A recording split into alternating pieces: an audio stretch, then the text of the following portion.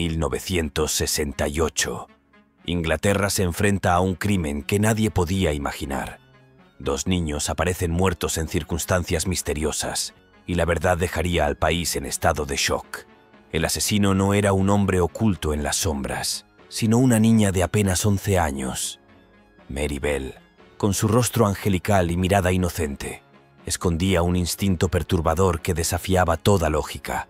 Un caso brutal, donde víctima y verdugo se confunden y la inocencia se convierte en terror.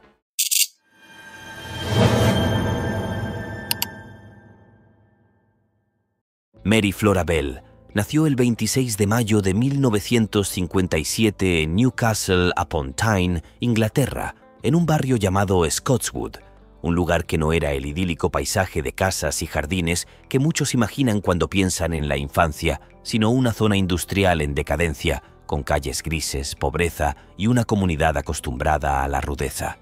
Scotswood era un sitio donde los niños crecían jugando entre ruinas, casas abandonadas y la sombra de fábricas que ya no ofrecían empleo, un terreno donde la dureza y la violencia eran casi parte natural de la vida cotidiana. Ese fue el escenario en el que Mary nació, y pronto el entorno se encargó de dejar marcas en ella que serían imposibles de borrar.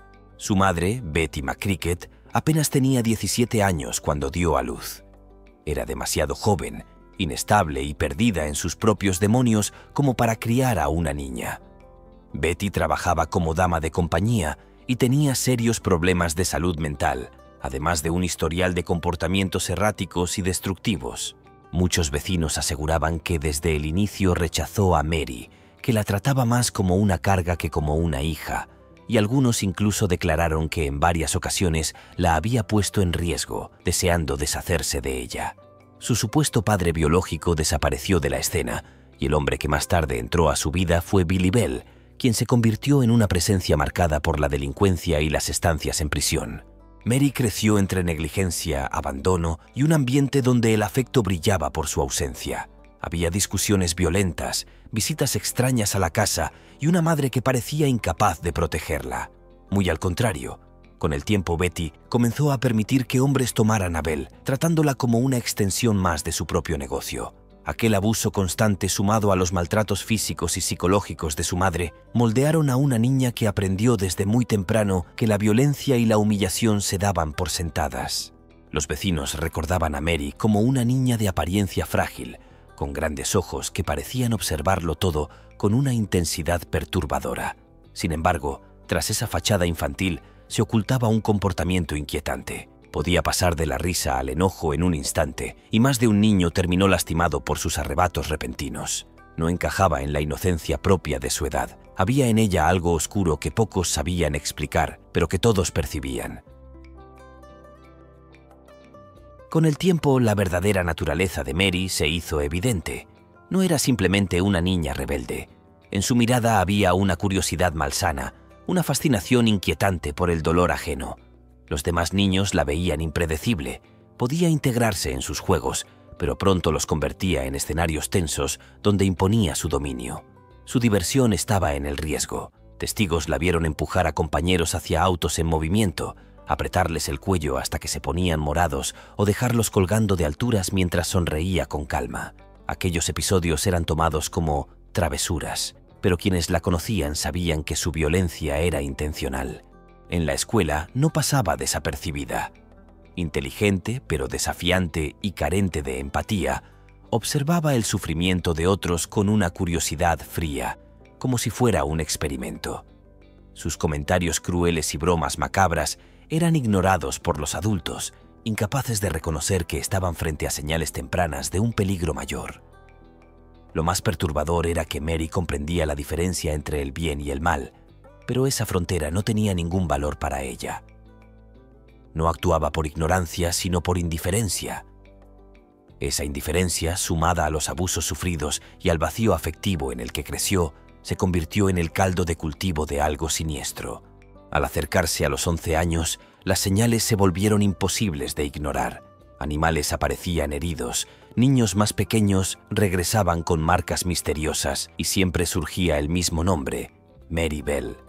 Sin embargo, En un barrio endurecido por la violencia cotidiana, nadie quiso mirar demasiado cerca.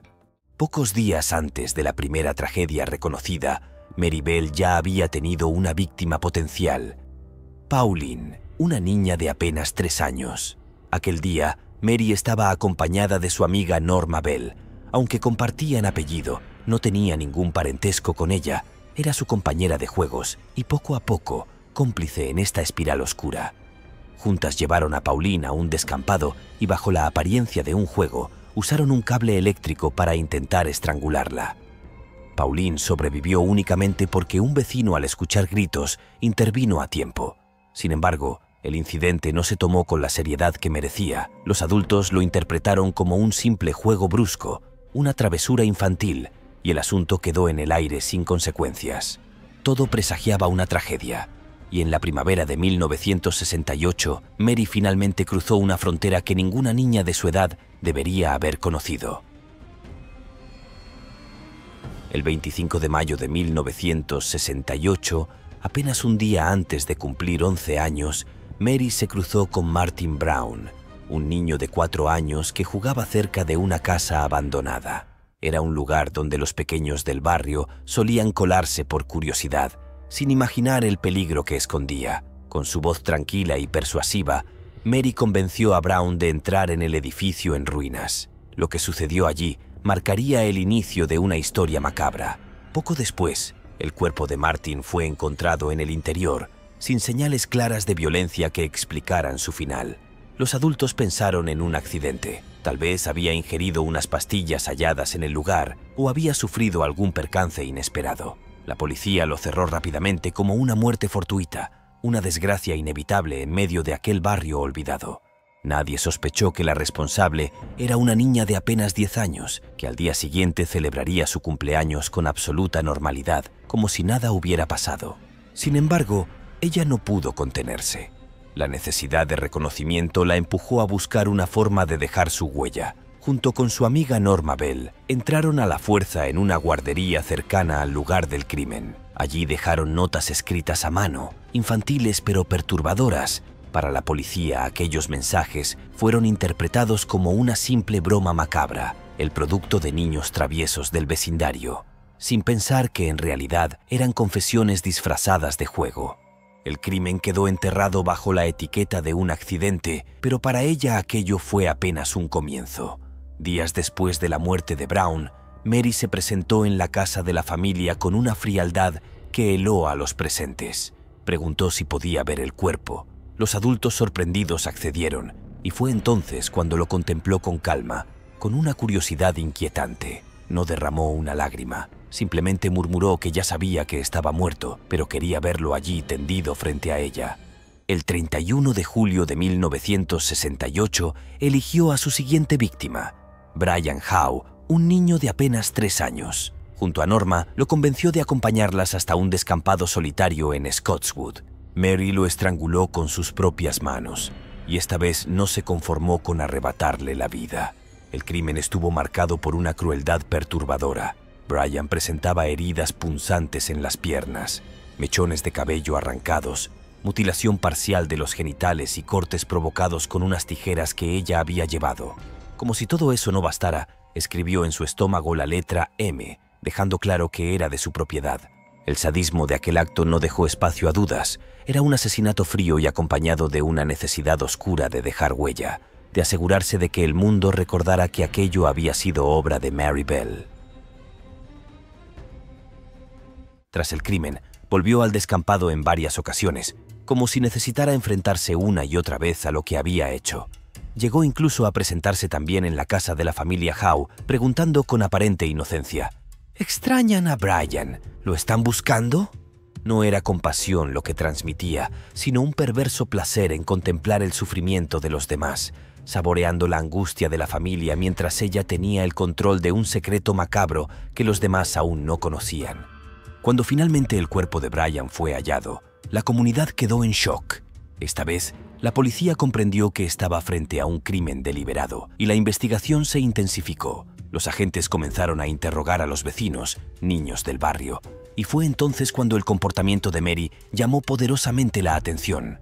Ella no mostraba miedo ni tristeza. Al contrario, parecía fascinada por cada detalle de la búsqueda. Hacía preguntas que solo alguien con conocimiento íntimo del hecho podía plantear. Incluso en una de las entrevistas con la policía, soltó una frase que encendió todas las alarmas. «Buscan a alguien con tijeras, ¿verdad?». Nadie había mencionado públicamente que en el cuerpo de Brian se habían encontrado marcas producidas por ese objeto. Poco a poco la máscara de inocencia empezó a desmoronarse. Sus contradicciones, reacciones frías y comentarios inoportunos la convirtieron en la principal sospechosa. La comunidad entera se debatía entre la incredulidad y el miedo. Para muchos resultaba impensable que una niña estuviera detrás de semejante atrocidad. Sin embargo, los recuerdos empezaron a aflorar. Juegos violentos, arranques de ira, pequeñas crueldades que, en retrospectiva, encajaban como piezas de un rompecabezas macabro. Cuando las sospechas se hicieron insostenibles, la policía decidió interrogar a Mary y a Norma por separado. La diferencia entre ambas niñas fue abismal. Norma, más tímida e impresionable, terminó quebrándose bajo la presión. Entre sollozos y contradicciones, señaló a Mary como la autora principal de la muerte de Brian Howe. La describió como la mente fría que había planeado todo y como la mano que había apretado el cuello del niño hasta dejarlo sin vida. Ella, según su propio relato, solo había estado presente, demasiado asustada para intervenir. Mary, en cambio, se mostró serena, incluso desafiante. Negaba una y otra vez su implicación, pero sus palabras estaban llenas de detalles que no podía conocer si no hubiera estado en la escena. Llegó a soltar comentarios perturbadores, como si quisiera poner a prueba la paciencia de los investigadores. Su aparente calma, esa forma de hablar del crimen sin titubeos ni emoción, resultaba más incriminatoria que cualquier prueba física. Los agentes pronto comprendieron que Norma había sido una cómplice pasiva, atrapada en el juego oscuro de su amiga, mientras que Mary era la verdadera ejecutora. Las declaraciones de ambas niñas terminaron de desmoronar la idea de accidente y marcaron el inicio del proceso judicial más inquietante que el Reino Unido había visto hasta entonces. 2 niñas acusadas de asesinato. El juicio comenzó en diciembre de 1968 y la sala del tribunal se llenó de periodistas, curiosos y expertos que querían presenciar el caso que desafió todas las nociones sobre la infancia. Durante el proceso, Mary se mostró extrañamente tranquila. Algunos días parecía indiferente, otros mostraba una actitud casi altiva, como si no entendiera la gravedad de lo que se le imputaba. En cambio, Norma se veía desbordada. Lloraba, temblaba, se contradecía en sus declaraciones. La diferencia entre ambas era tan marcada que influyó en la percepción del jurado. Los psicólogos que evaluaron a Mary concluyeron que sufría de un trastorno psicopático, una forma de describir su falta de empatía, su frialdad y su incapacidad de conectar con las emociones de los demás. No era un diagnóstico ligero. Lo que se afirmaba era que Mary no tenía el desarrollo emocional que se espera de un niño y que su capacidad para comprender el dolor ajeno estaba profundamente dañada. Finalmente, el 17 de diciembre de ese mismo año, el jurado emitió su veredicto. Mary Bell fue declarada culpable de homicidio voluntario con responsabilidad disminuida, lo que la llevó a ser enviada a un centro de detención para jóvenes bajo una sentencia de prisión indefinida. Se trataba de un castigo excepcional. Nunca antes una niña tan pequeña había sido condenada por asesinato en Inglaterra. Desde ese momento, Mary quedó marcada como un peligro para la sociedad y la prensa no dejó de seguir cada uno de sus pasos. En cuanto a Norma Bell, la decisión fue muy distinta. El jurado la absolvió de todos los cargos al considerarla demasiado inmadura, impresionable y manipulada por Mary como para haber actuado con plena responsabilidad. En otras palabras, Norma fue vista como una espectadora temerosa más que como una asesina. Quedó en libertad tras el juicio, aunque bajo la sombra de la sospecha pública y con el estigma de haber estado vinculada al caso. Su vida posterior se mantuvo lejos del foco mediático, pero nunca pudo desligarse del recuerdo de haber estado junto a Mary Bell en aquellos crímenes. En prisión, su comportamiento fue tan contradictorio como en libertad. Por momentos parecía adaptarse, obedecer las reglas y mostrar inteligencia, pero en otras ocasiones dejaba entrever la misma frialdad que había exhibido en el juicio.